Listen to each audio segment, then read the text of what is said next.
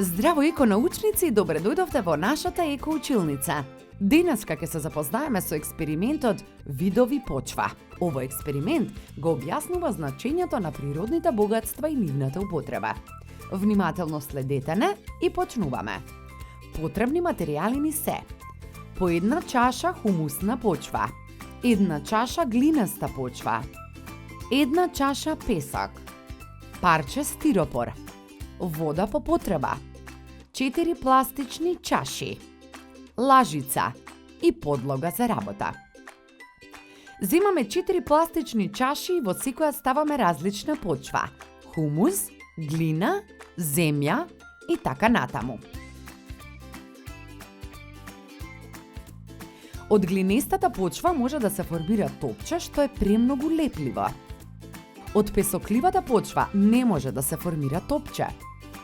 Од хумусната почва може да се формира топче што е лесно ронливо. Од смесата глинеста почва и стиропор, што ги нема природните карактеристики на почва, не може да се формира топче. Потоа ставаме топчиња стиропор во последната чаша и додаваме вода. Можеме да забележиме како секоја почва различно реагира со водата. Едната останува на површината на водата, другата паѓа на дното на чашата, трета поминува низ стиропорот и паѓа на дното. Со овој експеримент заклучуваме дека хумусната почва се меша со водата, има доволно количество воздух и затоа е лесно обработлива и плодна.